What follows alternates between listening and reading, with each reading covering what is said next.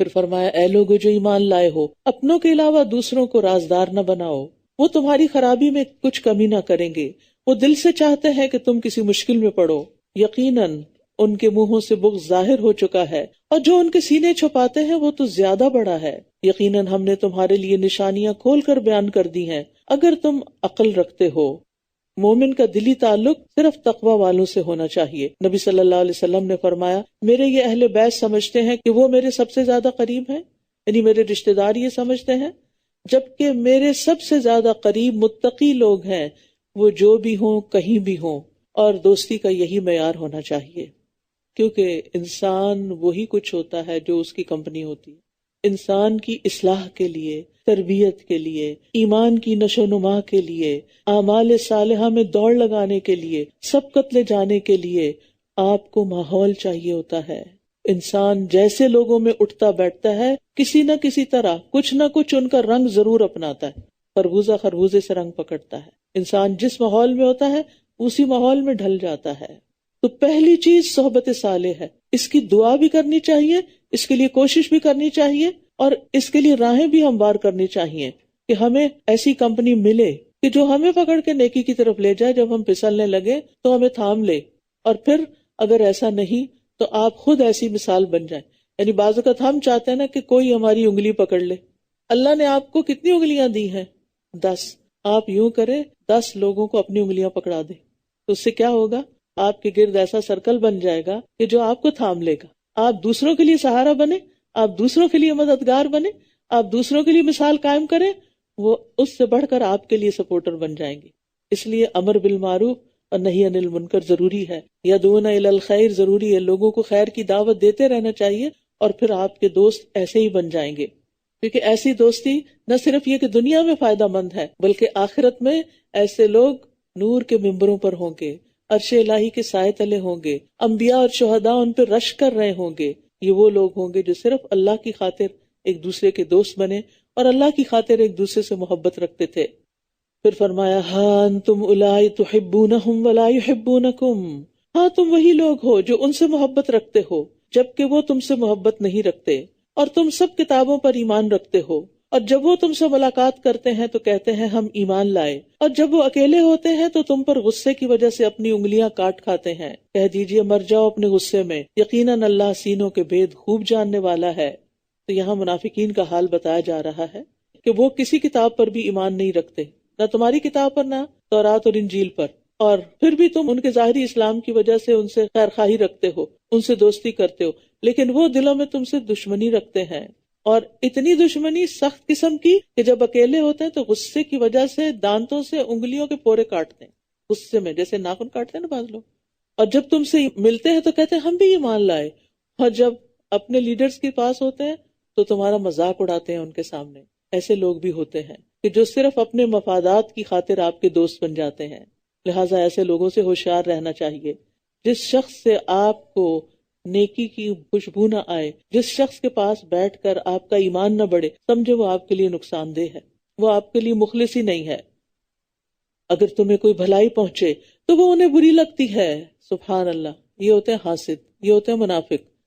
اصل میں انسان کی جیسی سوچیں ہوتی ہیں نا، ویسے ہی اس کے ارد گرد دورہ ہوتا ہے، اس کا جو میگنیٹک فیلڈ ہے وہ ویسا ہی بن جاتا ہے، اور اگر آپ کے اندر نیکی ہے تو آپ اس نیکی والے کی طرف کھینچنا شروع ہو جائیں گے، لیکن اگر آپ کے اندر نیکی کی طلب نہیں ہے تو پھر آپ اس سے دور ہو جائیں گے، اور جس کے اندر شر ہے آپ جیسا اس کی طرف مائل ہو جائیں گے۔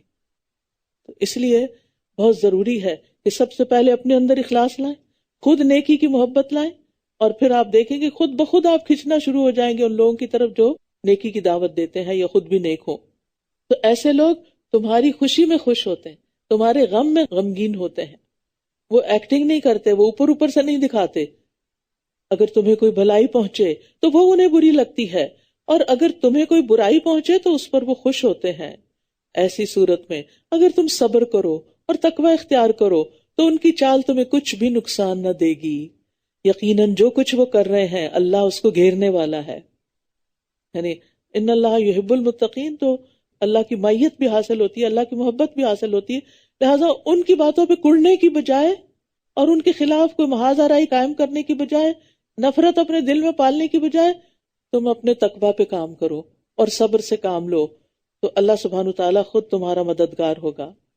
اور ایسے دوست سے پناہ بھی مانگی گئی ہے اور اس کی دعا بھی ہمیں سکھائی گئی ہے کہ اللہم انی اعوذ بک من جار السوء ومن زوج تشیبنی قبل المشید ومن ولد یکون علی ربا ومن مال یکون علی عذابا ومن خلیل ماکر عینہ ترانی وقلبہ یرعانی.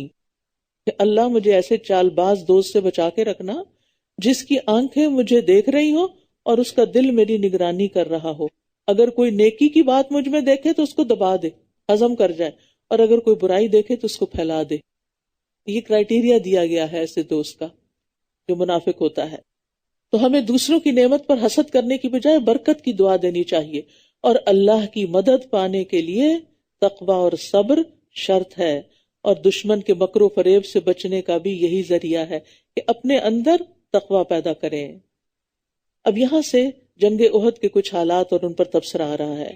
وَإِذْ غَدَوْتَ مِنْ أَهْلِكَ تُبَوِّئُ الْمُؤْمِنِينَ مَقَاعِدَ لِلْقِتَالِ وَاللَّهُ سَمِيعٌ عَلِيمٌ. اور اے نبی وہ وقت بھی یاد کریں جب آپ صبح سویرے اپنے گھر والوں سے یعنی احد کی طرف نکلے تھے. آپ جنگ کے لیے مومنوں کو مورچوں پر متعین کر رہے تھے، اور اللہ خوب سننے والا خوب جاننے والا ہے. غزوہ بدر میں مشرکین کو ذلت آمیز شکست ہوئی، ان کے 70 آدمی قتل ہوئے، 70 قید ہوئے. اب ان کے اندر جوش انتقام بھر گیا اور انہوں نے مدینہ پر حملہ آور ہونے کا منصوبہ بنایا، اور ہر طرف سے مختلف قبائل سے 3000 کا مسلح لشکر لے کر جبل احد کے قریب آ کے ٹھہر گئے. نبی صلی اللہ علیہ وسلم نے صحابہ سے مشورہ کیا، بعض نے مدینہ میں رہ کے لڑنے کا مشورہ دیا، بعض پرجوش نوجوانوں نے جنہوں نے بدر میں حصہ نہیں لیا تھا، شریک نہیں ہو سکے تھے کیونکہ وہ مینڈیٹری نہیں تھا، تو وہ میدان میں نکل کر لڑنے کے لیے اصرار کر رہے تھے. تو آپ نے ان کی رائے کے مطابق 1000 کی جمعیت لی اور دشمنوں کے مقابلے کے لیے نکلے. مقام شوط پر عبداللہ بن ابی نے مسلمانوں کو دھوکہ دیا، اپنے 300 ساتھیوں کے ساتھ واپس آ گیا. اس سے بعد مسلمانوں کے حوصلے بھی پست ہو گئے، لیکن اللہ تعالیٰ نے ان کو ثابت قدمی دی. اب 3000 کے مقابلے میں صرف 700 لوگ، دشمن 3 گنا زیادہ. اب نبی صلی اللہ علیہ وسلم نے جبل احد کے پاس اپنے لوگوں کو متعین کیا. عبداللہ بن جبیر کی سرکردگی میں 50 تیر اندازوں کا دستہ متعین کیا اور فرمایا کہ اگر تم دیکھو کہ پرندے ہمارے جسموں کو نوچ رہے پھر بھی اس جگہ کو نہ چھوڑنا یہاں تک کہ میں تمہیں پیغام بھیجوں، اور اگر تم دیکھو کہ ہم نے کفار کو شکست دے دی اور انہیں پامال کر دیا پھر بھی اس جگہ کو نہیں چھوڑنا یہاں تک کہ میں پیغام بھیجوں. مگر ان میں سے اکثر لوگ کفار کو پسپا ہوتے ہوئے دیکھ کر نیچے اتر آئے اور اس گھاٹی کو چھوڑ دیا، جس سے مشرکین کو پیچھے سے حملہ آور ہونے کا موقع مل گیا. اس اچانک حملے سے مسلمانوں کے پاؤں اکھڑ گئے. رسول اللہ صلی اللہ علیہ وسلم اور چند صحابہ آپ کے ساتھ ثابت قدم رہے. اس موقع پر آپ کا دانت مبارک بھی شہید ہوا، سر اور پیشانی مبارک بھی زخمی ہوئی. آخرکار صحابہ آپ کے گرد دوبارہ جمع ہوئے، جس سے میدان جنگ کا نقشہ بدل گیا اور دشمن کو ناکام ہو کر لوٹنا پڑا. یہ شوال 3 ہجری کا واقعہ ہے. اب آئندہ کی آیات میں اسی کی طرف اشارہ کیا جائے گا اور اس سے کچھ تربیت کی جائے گی. تو یہاں پر آپ دیکھیے کہ نبی صلی اللہ علیہ وسلم نے صحابہ کو باقاعدہ خود ترتیب دی کہ کیسے جنگ کرنی ہے. جب تم میں سے 2 گروہوں نے ہمت ہار دینے کا ارادہ کر لیا تھا، حالانکہ اللہ ان دونوں کا مددگار تھا اور مومنوں کو اللہ ہی پر توکل کرنا چاہیے. 2 جماعتوں سے مراد انصار کے 2 قبیلے بنو سلمہ اور بنو حارثہ ہیں. تم نے ہمت کیوں ہاری جبکہ یقینی طور پر اللہ بدر کی جنگ میں تمہاری مدد کر چکا تھا، حالانکہ تم اس وقت کمزور تھے. بس اللہ کا تقوی اختیار کرو تاکہ تم شکر ادا کر سکو. جب آپ مومنوں سے کہہ رہے تھے کیا تمہیں یہ خوشخبری کافی نہیں کہ تمہارا رب 3000 اتارے ہوئے فرشتوں سے تمہاری مدد کرے. حدیث میں آتا ہے کہ جبریل علیہ السلام بھی آئے تھے اور پھر اپنے گھوڑے کا سر پکڑے اور ہتھیار لگائے ہوئے تھے، اور یہ بدر کی بات ہو رہی ہے. بلا ان تصبروا وتتقوا ويأتوكم من فورهم هذا يمددكم ربكم ب5,000 من الملائكة مسومين. کیوں نہیں، بلکہ اگر تم صبر کرو گے اور تقوی اختیار کرو گے اور وہ دشمن تمہارے پاس اپنے پورے جوش سے آ جائے تو تمہارا رب 5,000 نشان لگائے ہوئے فرشتوں سے تمہاری مدد کرے گا. تو اس سے کیا پتہ چلتا ہے؟ اللہ کی مدد صبر اور تقوی سے آتی ہے، اور اللہ نے اس کو تمہارے لیے خوشخبری بنا دیا، اور تاکہ تمہارے دل اس سے مطمئن ہو جائیں. اور مدد تو بس اللہ ہی کی طرف سے ہے جو بہت زبردست، بہت حکمت والا ہے. اللہ سبحانہ تعالیٰ فرشتوں کے بغیر بھی مدد کرنے پر قادر ہے، لیکن یہ صرف کس لیے فرشتوں کی بات کی کہ تمہارے دل مطمئن ہو جائے کہ کوئی انسان عدد اور تعداد سے بڑا متاثر ہو جاتا ہے. اور یہ مدد اس لیے بھی آئی تاکہ وہ کافروں کے گروہ کا ایک حصہ کاٹ کر رکھ دے یا وہ انہیں ذلیل و پسپا کر دے، پھر وہ نامراد ہو کر لوٹ جائیں. آپ کو اس معاملے میں کچھ بھی اختیار نہیں، چاہے وہ یعنی اللہ ان پر مہربان ہو جائے یا وہ انہیں عذاب دے، کیونکہ بلا شبہ وہ ظالم ہے. تو اس آیت میں نبی صلی اللہ علیہ وسلم سے خطاب ہے کہ بندے کو اختیار نہیں، ہر قسم کے اختیارات اللہ تعالیٰ کے ہاتھ میں ہیں، حتیٰ کہ نبی کے ہاتھ میں بھی نہیں ہے. اب اس کا شان نزول یہ بتایا جاتا ہے کہ ایک موقع پر 70 کے قریب صحابہ جو شہید ہو گئے تھے، جن کو دھوکے سے قتل کر دیا گیا، بئر مونا کا واقعہ تاریخ میں مشہور ہے. تو آپ نے قاتلوں کے لیے بد دعائیں کی تھیں، تو اس پر آپ کو روک دیا گیا تھا، کیونکہ بعد میں یہ لوگ مسلمان بھی ہوئے تھے. وَلِلَّهِ مَا فِي السَّمَاوَاتِ وَمَا فِي الْأَرْضِ، اور اللہ ہی کے لیے ہے جو کچھ آسمانوں میں ہے اور جو کچھ زمین میں ہے. سب کا مالک وہ ہے، ہر چیز اسی کی ہے، ہمارا کچھ نہیں ہے. ہمارے پاس بس امانتیں ہیں جن کو صحیح طور پر لوٹانا ہے، اور وہ جسے چاہتا ہے بخش دیتا ہے اور جسے چاہتا ہے عذاب دیتا ہے، اور اللہ بہت بخشنے والا نہایت رحم کرنے والا ہے. لہٰذا کسی کے بارے میں یہ نہیں کہنا چاہیے اللہ اس کو نہیں بخشے گا. کیوں؟ مالک بھی وہ ہے اور بخشے گا بھی وہی. ایک موقع پر ایک شخص نے ایسی ہی بات کہی تو آپ نے فرمایا اس ذات کی قسم جس کے ہاتھ میں میری جان ہے، اس نے ایسی بات کہہ دی جس نے اس کی دنیا اور اس کی آخرت تباہ کر کے رکھ دی، کہ اللہ فلاں کو نہیں بخشے گا. کبھی کسی کے بارے میں ایسا بولنا بولے. اے لوگو جو ایمان لائے ہو، تم کئی گنا بڑھا چڑھا کر سود مت کھاؤ اور اللہ سے ڈرو تاکہ تم فلاح پا جاؤ. اب غزوہ احد کی آیات اور اس میں سود کا ذکر، وہ اس لیے کہ سود کھانے سے انسان کے اندر وہ ہمت اور بہادری نہیں رہتی، کیونکہ سود ایک حرام چیز ہے، اور جب حرام اندر جائے گا تو انسان کے اندر جرت کہاں آئے گی اور اللہ کے راستے میں نکلنے کی خواہش کہاں سے آئے گی. تو پتہ یہ چلتا ہے کہ حرام مال کھانے سے نیکی کرنے کی توفیق کم ہو جاتی ہے یا ختم ہو جاتی ہے. اور پھر یہاں سود کی بات کر کے کس بات کی اصلاح کی جا رہی ہے؟ اصل میں جنگ احد میں جن لوگوں کو کہا گیا تھا کہ اپنی جگہ نہیں چھوڑنی، جب انہوں نے دیکھا کہ دشمن چلے گئے ہیں اور مسلمان اب مال غنیمت اکٹھا کر رہے ہیں، تو وہ اپنی جگہ چھوڑ کر آگے تاکہ ہم بھی کچھ مال اکٹھا کر سکیں. تو یہ سبب بنا تھا پھر شکست کا. وَاتَّقُوا النَّارَ الَّتِي أُعِدَّتْ لِلْكَافِرِينَ، اور ڈرو اس آگ سے جو کافروں کے لیے تیار کی گئی ہے. وَأَطِيعُوا اللَّهَ وَالرَّسُولَ لَعَلَّكُمْ تُرْحَمُونَ، اور اللہ اور رسول کی اطاعت کرو تاکہ تم پر رحم کیا جائے. اور کیا کرو؟ وَسَارِعُوا إِلَىٰ مَغْفِرَةٍ مِّن رَّبِّكُمْ وَجَنَّةٍ عَرْضُهَا السَّمَاوَاتُ وَالْأَرْضُ أُعِدَّتْ لِلْمُتَّقِينَ، اور جلدی کرو اپنے رب کی بخشش کی طرف اور اس جنت کی طرف جس کی چوڑائی آسمانوں اور زمین کے برابر ہے، جو متقی لوگوں کے لیے تیار کی گئی ہے. یہاں ایمان والوں کو نیک کاموں میں جلدی کرنے کا حکم دیا جا رہا ہے. نبی صلی اللہ علیہ وسلم نے فرمایا نیک کام انجام دینے میں جلدی کر لو، ایسے فتنوں کے آنے سے پہلے پہلے جو اندھیری رات کے مختلف ٹکڑوں کی طرح یکے بعد دیگرے رونما ہوں گے. صبح کو آدمی مومن ہوگا اور شام کو کافر ہوگا، شام کو مومن ہوگا اور صبح کو کافر. وہ اپنے دین کو دنیا کے معمولی سامان کے عوض بیچ دے گا. تو اصل دوڑنے کی جگہ کہاں ہے؟ آخرت کی طرف جانا. دنیا دوڑنے کی جگہ اور آخرت دوڑ کا انجام ہے. دنیا میں انسان جس چیز کی طرف دوڑے گا آخرت میں وہی چیز اس کو ملے گی. اور جنت کی وسعت کی طرف بھی یہاں اشارہ کیا گیا ہے کہ وہ زمین و آسمان برابر ہے. ایک آدمی نبی صلی اللہ علیہ وسلم کے پاس آیا اور کہنے لگا اگر جنت کا عرض آسمانوں اور زمین کے برابر ہے تو آگ کہاں ہے؟ آپ نے فرمایا یہ بتاؤ کہ پہلے رات تھی پھر نہیں رہی تو رات کہاں چلی گئی؟ اس نے کہا اللہ جو چاہتا ہے کرتا ہے. اصل بات یہ ہے کہ اللہ کے لیے کچھ بھی مشکل نہیں، کیونکہ اس زمانے میں لوگوں کو صرف سامنے کے آسمان اور سامنے کی زمین نظر آتی تھی. اتنا کچھ تو ایکسپوجر نہیں ہوا تھا کہ دنیا میں اللہ نے اس کائنات میں اور کیا کچھ بنا رکھا ہے. الذین ينفقون فی السراء والضراء، یہ نیکیوں میں دوڑ لگانے والے کون ہوتے ہیں؟ یہ وہ ہوتے ہیں وہ جو خوشحالی اور تنگ دستی میں اللہ کی خاطر خرچ کرتے ہیں. یہ ہیں دوڑ لگانے والے. زیادہ ہے تب بھی، کم ہے تب بھی دیتے ہیں، کم ہونے کا بہانہ نہیں بناتے. اور کیا کرتے ہیں؟ والکاظمین الغیظ، سخت غصے کو ضبط کرنے والے. والعافین عن الناس، اور لوگوں سے درگزر کرنے والے ہیں. واللہ یحب المحسنین، اور اللہ ایسے محسنوں سے محبت کرتا ہے.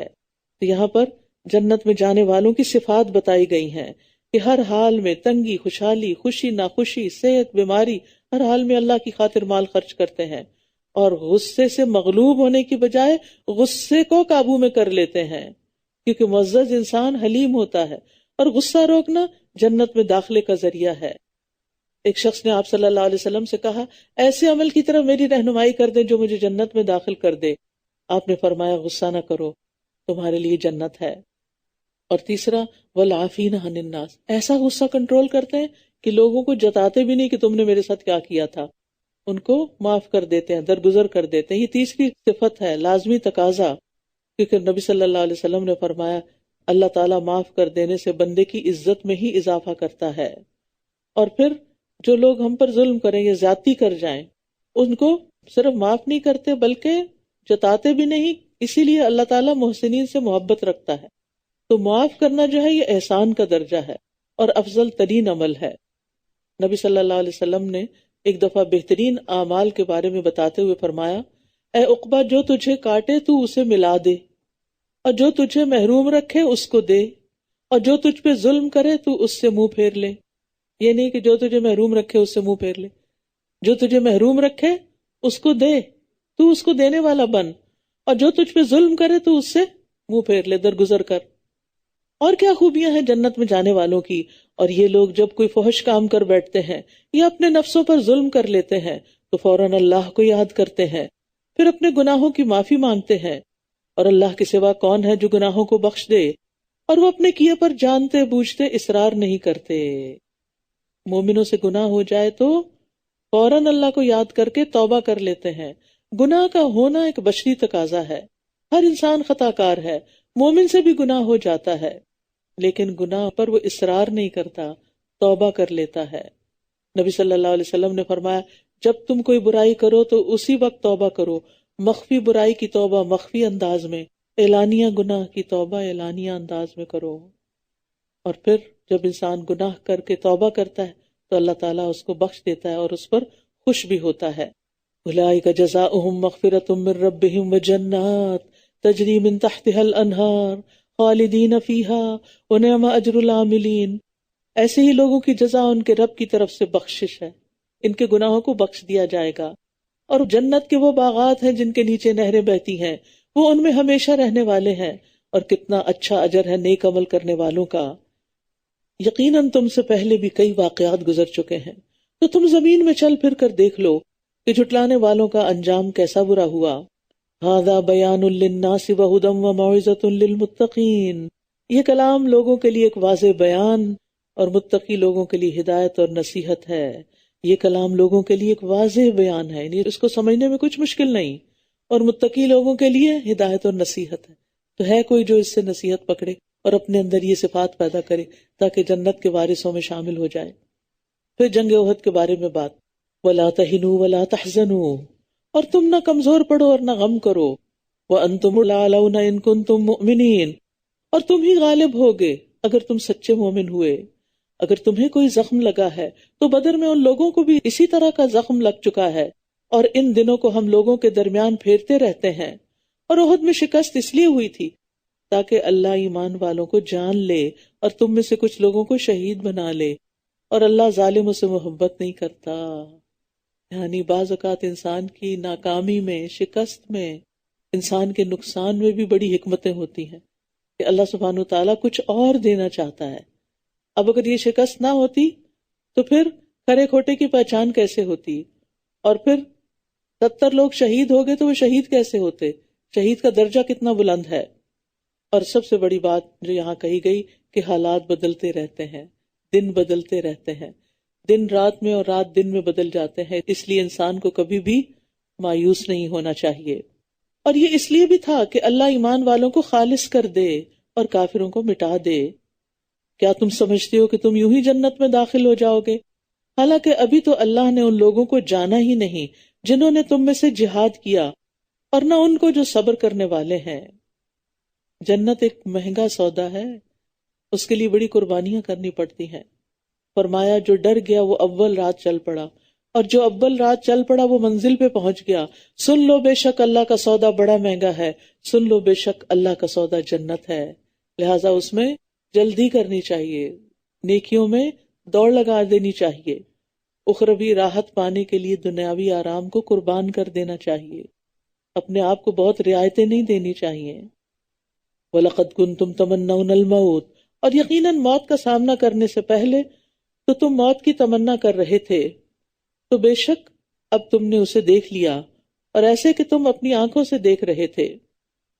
اور محمد صلی اللہ علیہ وسلم ایک رسول ہی تو ہیں، ان سے پہلے بھی یقیناً کئی رسول گزر چکے ہیں، یا پھر اگر وہ فوت ہو جائیں یا قتل کر دیے جائیں تو تم اپنی ایڑیوں پر کفر کی طرف واپس پلٹ جاؤ گے، اور جو کوئی اپنی ایڑیوں پر واپس پلٹے گا تو وہ اللہ کا ہرگز کچھ نہ بگاڑ سکے گا، اور شکر کرنے والوں کو اللہ جلد اچھا بدلہ دے گا۔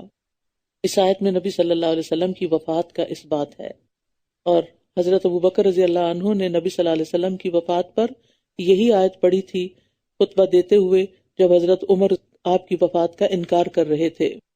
تو کل من علیہا فان ویبقى وجہ ربک ذو الجلال والاکرام، سب کو فنا ہے، صرف اللہ کی ذات اس سے بچی ہوئی، حی قیوم ہے، اس کو موت نہیں آئے گی، وہ ہمیشہ سے زندہ ہمیشہ زندہ رہے گا، اس کو فنا نہیں ہے۔ اور کوئی شخص اللہ کے حکم کے بغیر مر نہیں سکتا، موت کا مقرر وقت لکھا ہوا ہے، اور جو کوئی دنیا میں اپنے عمل کا بدلہ چاہتا ہے تو ہم اسے اس میں سے کچھ دے دیتے ہیں، اور جو کوئی آخرت میں اپنی کوششوں کا بدلہ چاہتا ہے تو ہم اسے اس میں سے دے دیں گے، اور ہم شکر کرنے والوں کو جلد اچھا بدلہ دیں گے۔ پھر بات آ گئی نیت پر کہ ارادہ کیا ہے، دنیا کے لیے کر رہے ہیں یا آخرت کے لیے۔ اور کتنے ہی نبی ایسے گزرے ہیں جن کے ساتھ مل کر بہت سے اللہ والوں نے جنگ کی، تو اللہ کی راہ میں انہیں جو کچھ بھی پیش آیا اس پر نہ تو انہوں نے ہمت ہاری، نہ وہ کمزور پڑے، اور نہ ہی وہ دبے، اور اللہ صبر کرنے والوں سے محبت کرتا ہے۔ بار بار صبر کی بات آ رہی ہے، کامیابی کی کنجی ہے صبر۔ اور ان کی بات اس کے سوا کچھ نہ تھی، یعنی ربیون کی، کہ انہوں نے کہا اے ہمارے رب، ربنا اغفر لنا ذنوبنا واسرافنا فی امرنا وثبت اقدامنا وانصرنا علی القوم الکافرین، اے ہمارے رب ہمارے گناہوں کو اور ہمارے کام میں ہونے والی ہماری زیادتیوں کو بھی بخش دے، اور ہمارے قدموں کو جما دے، اور کافر قوم کے مقابلے میں ہماری مدد فرما۔ تو انہوں نے کثرت تعداد کی بجائے اللہ کی مدد پر بھروسہ کیا، وہ اپنی ثابت قدمی کو اللہ کی طرف منسوب کرتے تھے، ان کا یقین تھا کہ مدد اللہ کی طرف سے آتی ہے۔ اللہ سبحانہ وتعالیٰ بخشش مانگنے والوں کو بخش دیتا ہے۔ وَآتَاهُمُ اللَّهُ ثَوَابَ الدُّنْيَا وَحُسْنَ ثَوَابِ الْآخِرَةِ وَاللَّهُ يُحِبُّ الْمُحْسِنِينَ، تو اللہ نے ان کو دنیا میں اچھا بدلہ عطا کیا اور آخرت کا اچھا بدلہ بھی، اور اللہ احسان کرنے والوں سے محبت کرتا ہے۔ جو شخص آخرت کو منزل بناتا ہے دنیا اس کے راستے میں آ جاتی ہے، وہ آخرت کی بھلائی چاہتا ہے اللہ تعالیٰ اس کو دنیا میں بھی حسنہ عطا کر دیتا ہے۔ یا ایھا الذین آمنوا، اے لوگ جو ایمان لائے ہو، اگر تم ان لوگوں کی اطاعت کرو گے جنہوں نے کفر کیا تو وہ تمہیں تمہاری ایڑیوں کے بل کفر کی طرف پھیر دیں گے، پھر تم خسارے میں جا پڑو گے۔ وَلِلَّهُ مَوْلَاكُمْ وَهُوَ خَيْرُ النَّاصِرِينَ، بلکہ اللہ ہی تمہارا مولا ہے اور وہ مدد کرنے والوں میں سب سے بہتر ہے۔ جن لوگوں نے کفر کیا ہم ضرور ان کے دلوں میں تمہارا روب ڈال دیں گے، اس لیے کہ انہوں نے اللہ کے ساتھ وہ شریک بنا رکھے ہیں جن کی اس نے کوئی دلیل نازل نہیں کی، اور ان کا ٹھکانہ آگ ہے، اور ان ظالموں کا کتنا برا ٹھکانہ ہے۔